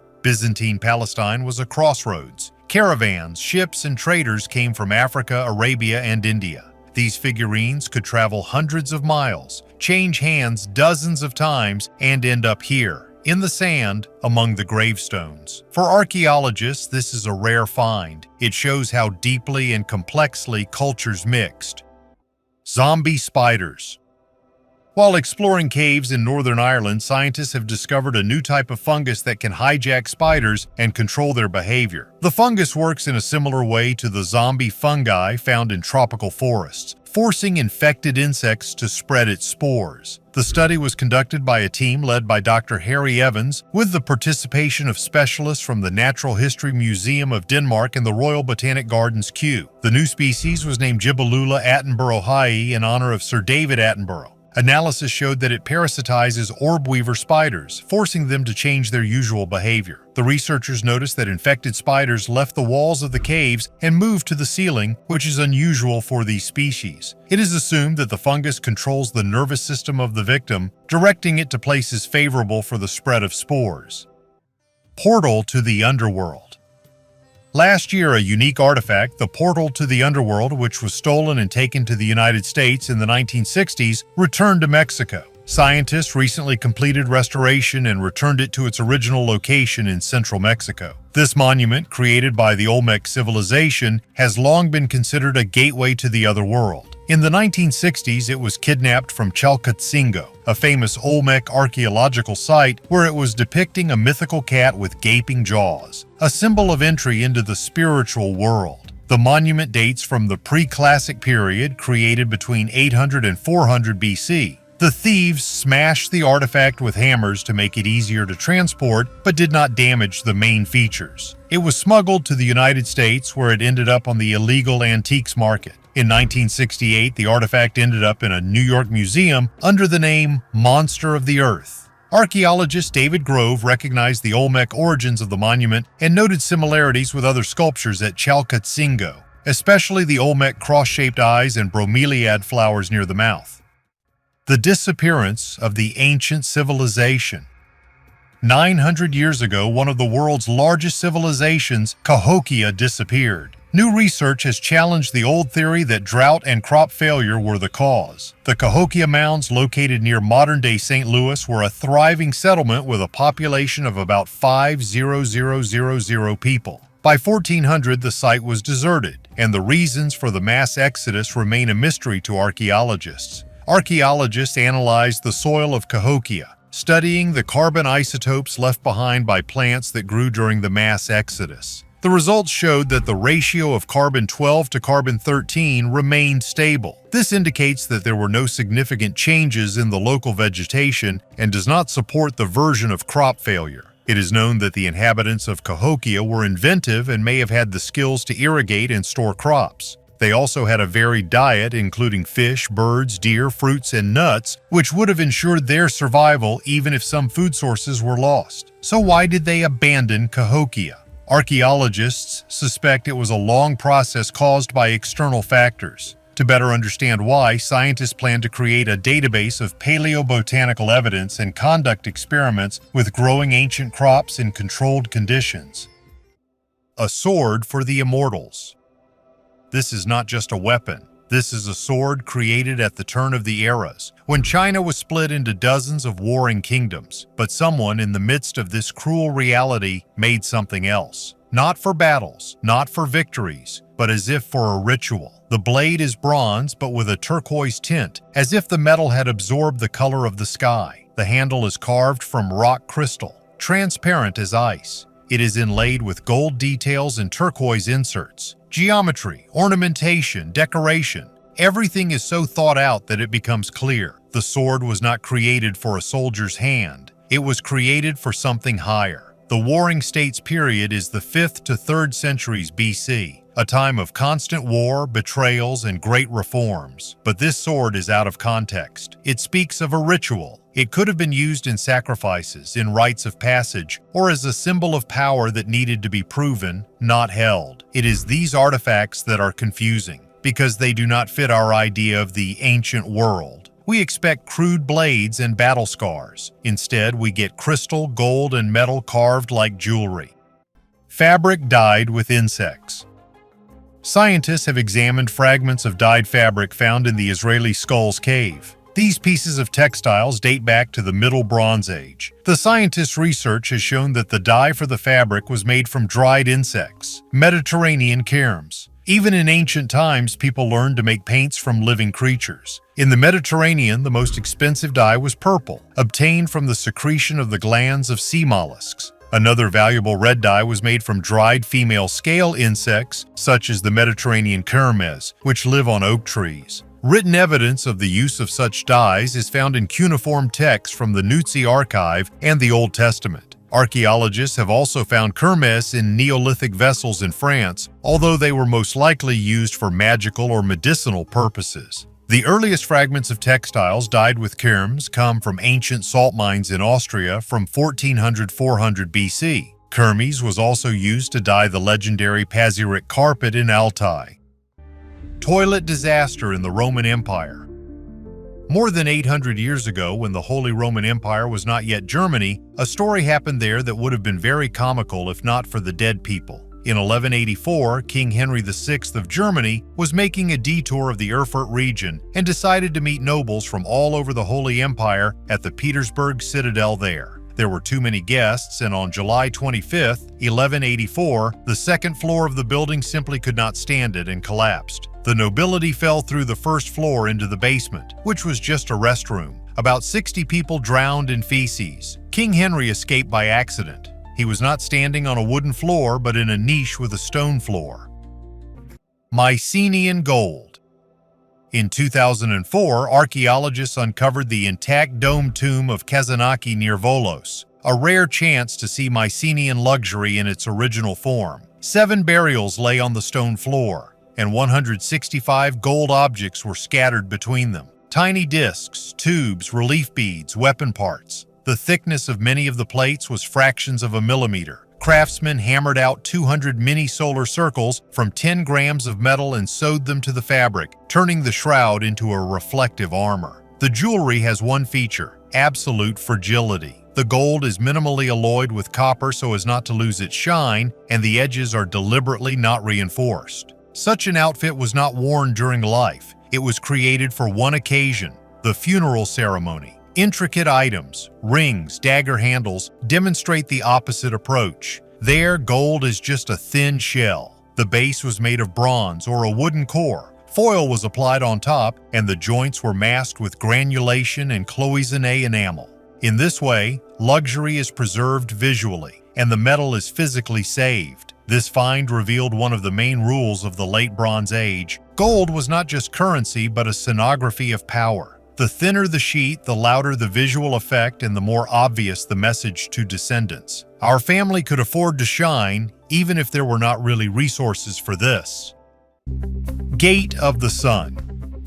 One of the most mysterious artifacts of the ancient city of Tiwanaku in Bolivia, located near the sacred lake Titicaca. This massive stone arch, carved from a single block of andesite, weighs about 10 tons and is believed to date back to the 1st millennium AD. Despite its ruined state, the Gate of the Sun continues to amaze researchers and attract supporters of theories about alien influence on ancient civilizations. The most striking thing is the carved patterns and images on the arch. In the center is a mysterious deity with rays around his head, which resembles a sun god or an entity that came from the sky. Some researchers claim that the patterns around him represent a complex calendar, and the symbols on the panels may be encrypted information about astronomical phenomena or star maps. The connection with UFOs is reinforced by the legends of local peoples who claim that their ancestors communicated with gods who descended from the sky. Some ufologists see images of spacecraft or technology in the symbolism of the Gate of the Sun. Moreover, the mysterious precision of the gate's creation, its resistance to time and erosion, and the impossibility of explaining its function point to the intervention of extraterrestrial intelligence. Molasses flood in Boston. And on January 15, 1919, in the American town of Boston, Massachusetts, molasses spilled over the city. It happened on the premises of the Purity Distilling Company at its molasses processing plant. A huge reservoir, 15 meters high and 27 meters in diameter, exploded and 10 million liters of molasses poured into the city. The substance flooded neighboring streets, killed 21 people and several horses, and another 150 were injured to varying degrees. There is evidence that the sweet wave was almost 8 meters high and spilled at a speed of 56 kilometers per hour. Bloody footprints of Kyoto castles. There is one strange detail in Japanese castles of the 16th century that tourists rarely notice. On some wooden floors, there are dark stains, not paint, not drawings. These are real imprints of human bodies left after samurai committed suicide, and they are still visible. Such traces remained, for example, in Fushimi Castle near Kyoto. In 1600, during one of the sieges, several dozen samurai committed suicide to avoid being captured. The blood was absorbed into the wood, and then the panels on which their silhouettes remained were removed and transferred to other temples. As a tribute to the fallen, now they are called Yurei Ita, cursed boards. But formally there is no mysticism, just memory, literally absorbed into the floor. In the photographs, you can see how the outlines of bodies are imprinted on the floor, the contours of hands, heads, hips. It was as if people had laid down and disappeared, leaving only a shadow behind them. House of Pompeii's Poor People. Archaeologists have explored a house in Pompeii where they discovered a small sanctuary, lararium, 4 years ago. Inside it, they managed to unearth several rooms that contained ceramic, glass, and bronze utensils and other household items. The remains of furniture, including a bed, table, chest, and cabinets. Apparently, representatives of not the most wealthy segments of the population lived in this house. Archaeologists continued to explore this house with a lararium. The excavations made it possible to open 4 rooms in which various household items of the 1st century AD were preserved.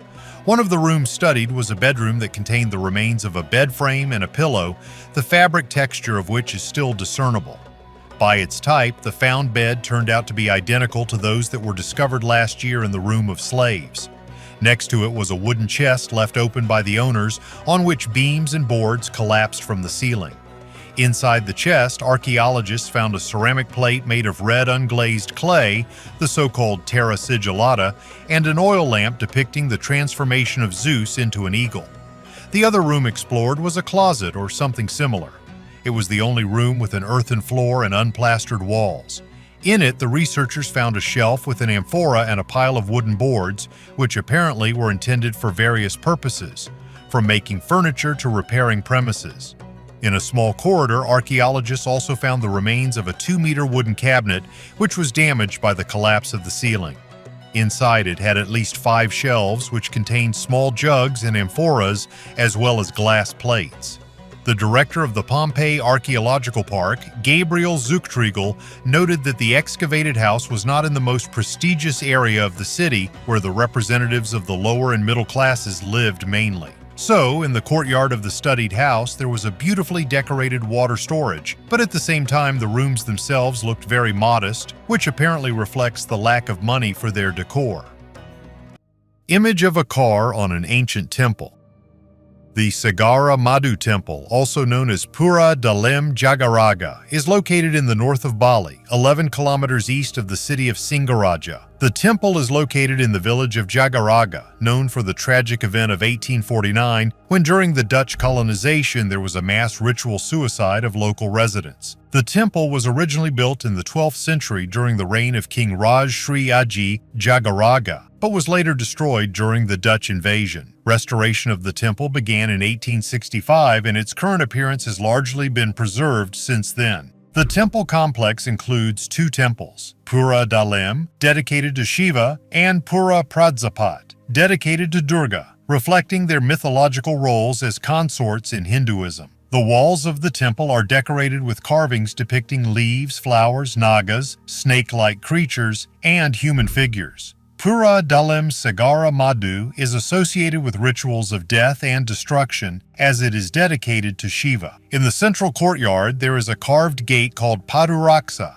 decorated with the head of the mythical creature Bahoma, as well as pavilions for preparing offerings and performing rituals. This temple is unique in that its walls are decorated with scenes from the Western world, such as an airplane falling into the sea, a ship being attacked by a sea monster, and an antique car. Such images appeared because Singaraja was the main seaport of Bali in the 19th and 20th centuries, through which contact with European civilization took place. Traces of an ancient cruel slaughter. In the Spanish Pyrenees, in the picturesque highlands of the Huesca region, scientists descended into a cave and found traces of an ancient massacre. Els Trocs Cave is located here. There were 13 skeletons in the cave. All of them were killed in different years. Most of all, 9 people, died 7,300 years ago. 4 children aged 3 to 7 years and 5 adults. These skeletons are 1,000 years older. Even inside, they found parts of ceramic products, stone tools. The bloody drama of the past looms. 9 people, as scientists found out, after examining the remains, were killed very cruelly. They were tortured and beaten to death. They were shot from a bow and beaten with blunt objects. Genetic analysis showed that those killed could be representatives of the first wave of Neolithic migrants. It is believed that about 10,000 years ago, settlers from the Middle East spread throughout Europe. Archaeologists believe that these people fell in the struggle for the redistribution of territory. It was important for the invaders not only to occupy fertile land, the cave where the victims were found is located on a plateau, but also to demonstrate their power. The degree of violence that was used in the Pyrenees 7,300 years ago testifies to the extremely high aggression on the part of the attackers. It was once a widely held idea that hunter-gatherers millennia ago were naturally kind and peaceful. Meanwhile, scientists say, studying the evolutionary relationships among different species on Earth suggests that aggression is probably deeply rooted in human nature. Ancient Book 6 in 1. Technology has gone so far that we do not consider it a great achievement when a device the size of one paper book can contain hundreds, if not thousands, of different texts. But humanity in the 21st century did not come up with the idea to combine several books into one. Medieval book historian Eric Quackel points out, for example, the dos-a-dos, back-to-back binding that existed in the 16th and 17th centuries, which made books similar to Siamese twins in that they were two different entities, connected to each other. A 16th century book containing at least 6 different books in a single binding. These are all religious texts printed in Germany in the 1550s and 1570s, and each of them closes with its own tiny clasp. 4 or 5 centuries ago, such a book would no doubt have made the same or even greater impression on its readers than the most modern portable consumer electronics impresses us today. But when the internet discovered Quackel's post, it became clear that this 6-in-1 religious device fascinates us almost as much as a brand new, never-before-seen digital device. Given that in the Middle Ages the literacy rate ranged from 5 to 10% of the population, only a select few from the upper strata of society and religious castes used books. So who would want 6 stories held together by one multi-hinged cover like this one? A piece of cake. On February 10, 1840, Queen Victoria married Prince Albert of Saxe-Coburg and Gotha. At their wedding, an impressive cake weighing about 136 kilograms was served. The 3-tiered treat was decorated with miniature figurines of the bride and groom in Roman attire, as well as an exquisite retinue made of refined sugar, which was then a truly luxurious and rare product. The inside of the cake was generously soaked in alcohol and filled with lemon, elderberry, sugar, and dried fruit. However, there was a problem. Victoria was on a diet, and the guests, it seemed, were not so hungry as to overcome a cake weighing more than 100-weight. Therefore, at the end of the celebration, the Queen ordered that the cake be cut into small pieces, which were then placed in tin boxes and distributed to friends, family, and other honored guests. Thus began the tradition of giving guests pieces of the wedding cake, a tradition that even at the royal court took the form of a keepsake. Many owners of these souvenirs decided not to eat them because they were a valuable gift from the Queen herself. Some slices remained untouched and have survived to this day. Today, pieces of Victoria's wedding cake are true relics. Several of them are in the Royal Trust collection, and one such piece was sold at auction in 2016 for £1,500. If this seems like an impressive sum, it is worth noting that in 1998, part of the wedding cake of King Edward VIII and Wallis Simpson, dated 1937, was sold at Sotheby's for $29900. But surprisingly, Victoria's wedding cake is still edible thanks to its high alcohol content. Theoretically, it could be tried today, although it would most likely remain just a legend. Arata, Sumerian Atlantis. When people talk about Atlantis, ancient Greece comes to mind. There, the Greeks indulged in philosophy, thought about the ideal state. One of them was Plato, and he described the myth of a distant country where people lived happily, using the grace of the gods for their own benefit. But as for the Sumerians, they also had a myth about a distant country where people live richly. And no, this is not Dilmun, which is the modern island of Bahrain. A more mysterious country is described here.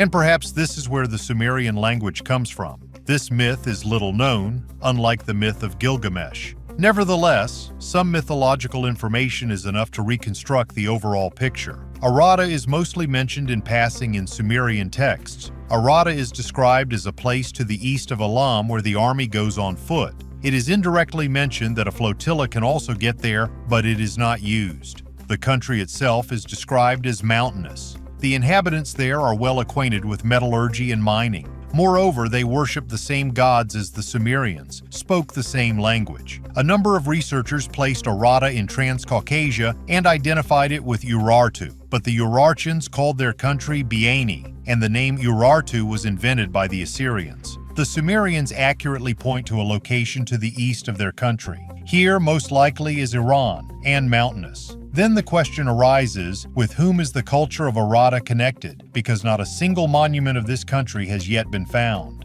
And let it seem unscientific, but it is worth identifying Arata with the Bactro-Margiana archaeological complex. See how similar many artifacts are to Sumerian ones. Woolen clothes in the Sumerian style, very large eyes as on statues in Iraq.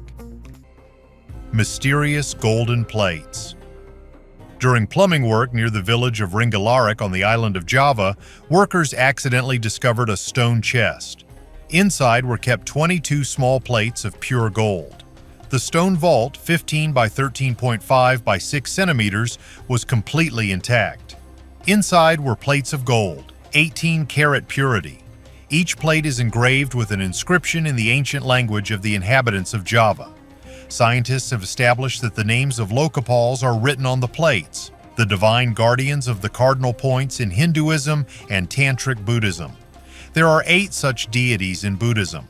On the island of Java, in addition, the patron of the center of everything was revered, and altogether the deities were called Devati Navasanga, 9 divine guardians. Lokapal statues can often be found in Indonesia. They were also depicted on the emblem of the Majapahit Empire, which existed from 1293 to 1520 AD. At that time, Lokapals were especially revered on the island of Java. The found gold plates, according to scientists, were created earlier than the Majapahit Empire. Thus, they are confirmation that the ancient Javanese worshipped the guardians of the cardinal directions over 1,000 years ago. Microscopy reveals ancient secrets. By tiny details, scientists recreate the life of long-disappeared states. Photomicrographs of archaeological artifacts showcase their hidden beauty and reveal ancient secrets of how they were created and used in ancient times. Findings of ancient mummies, long-vanished cities, ancient tools, jewelry, and other objects help archaeologists piece together the past of mankind, while imaging technologies allow research that does not damage fragile materials. With the help of microscopy, X-rays, magnetic radiometry, infrared, and ultraviolet light, scientists can access hidden evidence about the life of ancient people. For example, 17th century Persian textiles contain fibers of silk thread that were individually wrapped in thin strips of metal. In another striking image on a ceramic tile from Gordion, dating from the first half of the 6th century BC, basalt inclusions are visible. According to Marie-Claude Boileau, director of the exhibition, these inclusions could tell archaeologists whether the shingles were made locally or brought from other areas. Based on this information, it is possible to draw up historical trade routes. An analysis of the light spots on the gold bead of Ur's Queen Puabi's cloak is expected to allow researchers to trace the geological origin of the gold. Prehistoric Artist's Trail. Archaeologists from Moscow State University have discovered a path of a prehistoric artist in the Kopova Cave. About 19,000 to 17,000 years ago, he walked through the Hall of Chaos and marked his route with small strokes and drops of red paint. Similar finds had previously been made only at a few monuments of Paleolithic art in France and Spain. In the Berziansky district of the Republic of Bashkortostan, on the right bank of the Belaya River, there is the Kopova Cave, Shulgan Tash, which is a multi-level karst cavity. Back in 1959, archaeologists discovered wall paintings left by Paleolithic artists in it. Radiocarbon analysis has shown that people visited this cave around 19,500 to 16,000 years ago. Exploration of the Kopova Cave continues today. In addition to new images, archaeologists have found so-called treasures in this sanctuary, which are accumulations of powdered pigment of different colors, from black and yellow to deep red. The excavations also yielded numerous finds, among which were hearths, stone and bone tools, a clay fat lamp, decorations made from tusks and shells of mollusks, as well as osteological materials. In the largest Hall of Chaos of Kopova Cave, archaeologists found a route marked with small spots and smears of red paint. It passed through almost the entire hall, from the panel, horses and signs with a drawing of a camel to the figure of a zoanthropomorph. In addition to the spilled paint, archaeologists found a fine powder not yet diluted with water for its manufacture. In addition, among the finds were deliberately painted red stones. 600 million gap in the fossil record.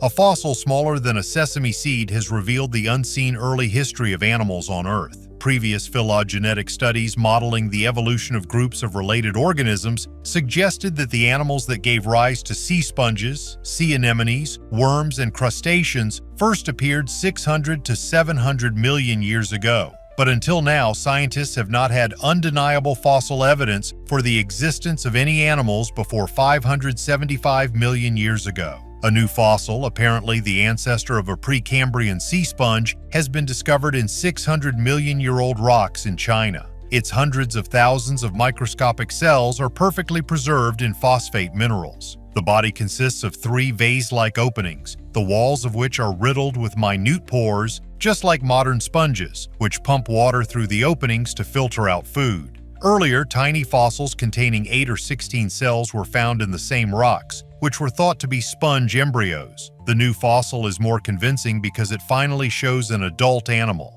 A rock layer in southern China called the Doshintuo Formation is known for its microfossils.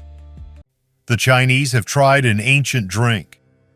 A tightly sealed bronze vessel was found in an ancient tomb in the Chinese province of Shanxi. Researchers found about 300 milliliters of liquid in it, which is the remains of a fermented alcoholic drink that is about 2,300 years old. 2 people who tried this liquid noted its metallic taste. People learned to make fermented drinks in ancient times. The earliest evidence of this was found in the Raqefet cave in Israel, where beer was made from cereals about 13,000 years ago. In the Neolithic era, alcoholic drinks began to be produced in the Middle East and China using millet and rice. In a bronze vessel 30.4 centimeters high and 21.6 centimeters in diameter, they found 300 milliliters of clear liquid, or rather a fermented alcoholic drink that was used as a funeral offering. The researchers found 4 types of starch granules in the liquid: millet, foxtail millet, Job's tears, legumes, wheat, barley, and rice. They also identified organisms involved in fermentation, including Aspergillus molds and baker's yeast. The scientists believe the drink resembled modern yellow wine, Huangju.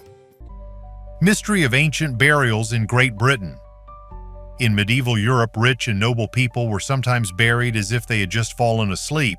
That is, not in coffins or sarcophaguses, but in beds. At the same time, scientists have long puzzled over how and why the tradition of bed burial spread from Eastern Europe to Britain. A recent study provides answers to these and other questions. It showed that burial in beds in England began in the 7th century AD, and this rite was considered exclusively female. That is, men were buried in ordinary coffins. The tradition arose with the arrival of Christianity in this territory. Over time, it became a common ritual throughout Europe. But how is burial on a bed related to Christianity in general, and why did women spread this rite? In a recent study published in Medieval Archaeology, scientists analyzed 72 bed burials in different European countries, from Slovakia to England. At the same time, they immediately noticed that in England only women were buried in beds. This prompted them to conclude that bed burial practice began to spread in Europe at a time when women were actively moving around Europe. After the fall of the Roman Empire in 476 AD, Christianity fell out of favor. England at that time generally became almost completely pagan.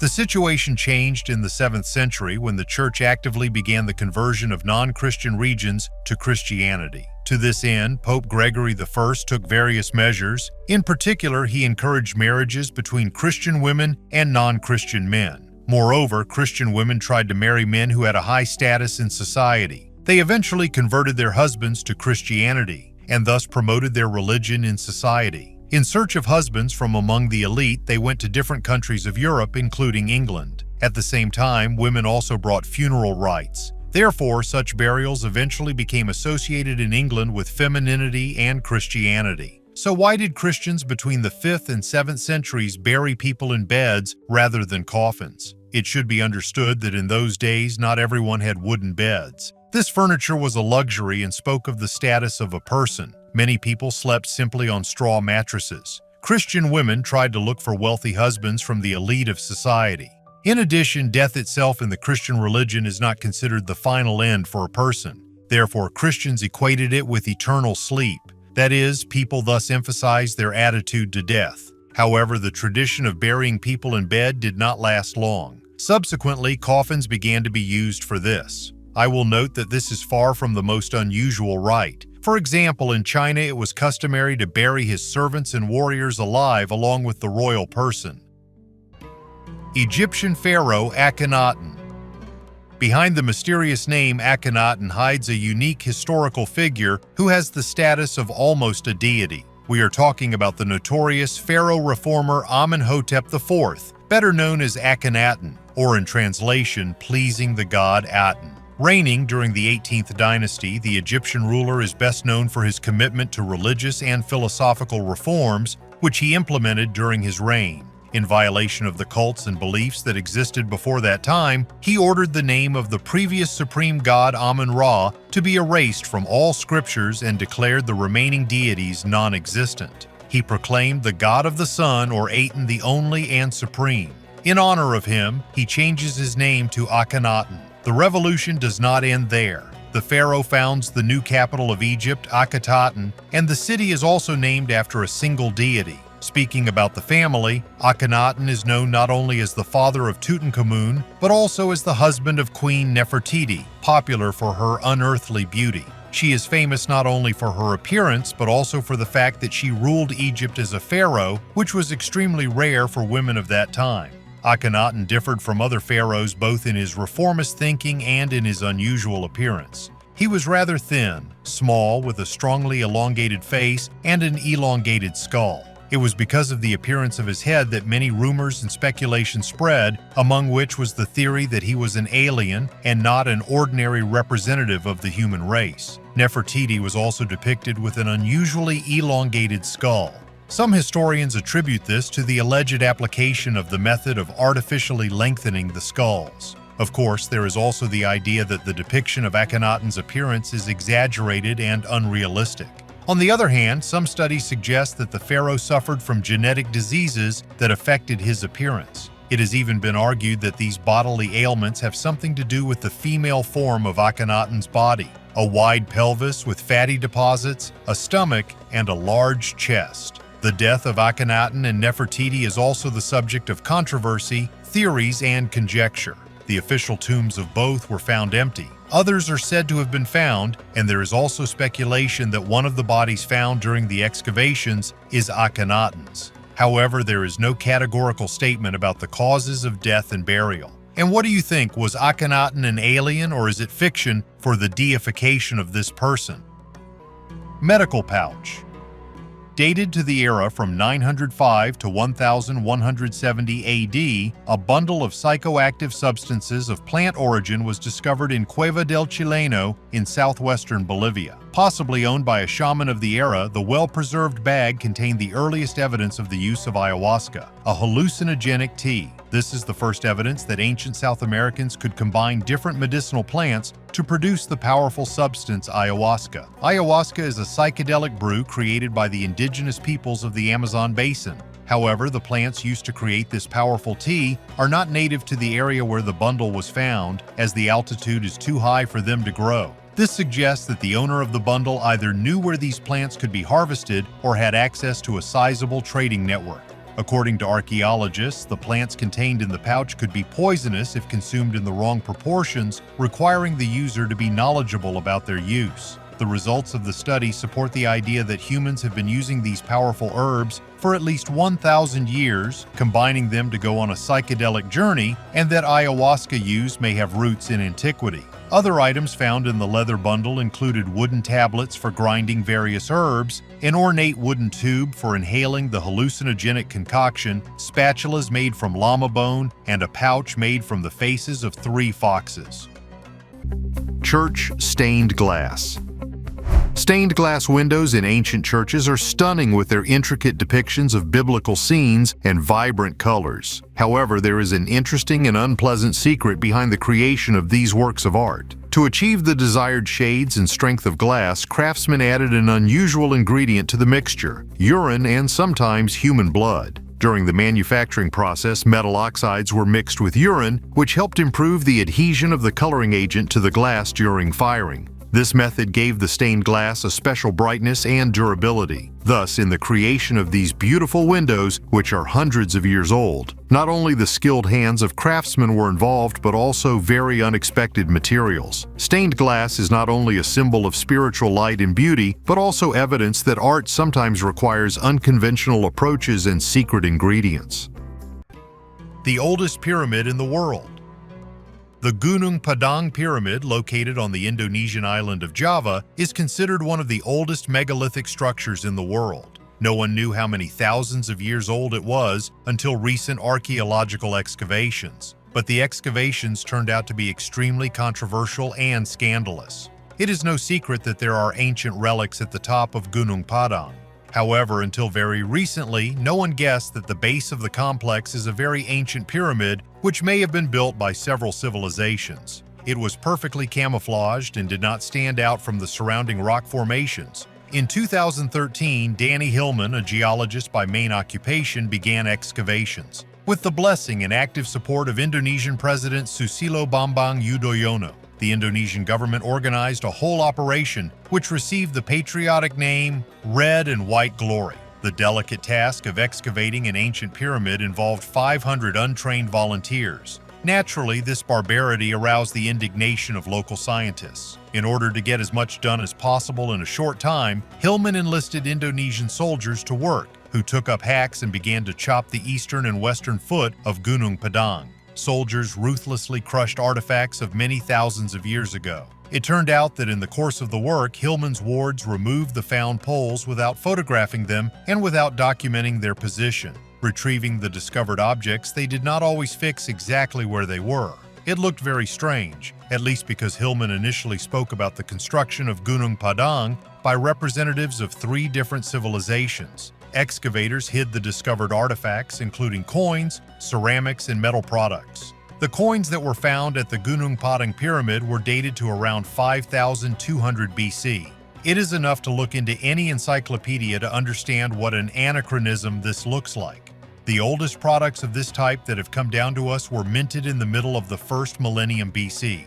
The geologist stated that the age of the upper layer of Gunnong Padang found by him is about 3,500 years, the middle 8,000, and the lower from 9,000 to 28,000 years. Hillman suggested that the pyramid was used as a place of worship. The ancient inhabitants of Java performed rituals at its top, and at the base they equipped many chambers of an incomprehensible purpose. Leave your comments under the video. It helps a lot in promoting the channel, and your subscription and the bell under the video gives the channel strength and confidence in progress. Thanks for your views. Bye everyone.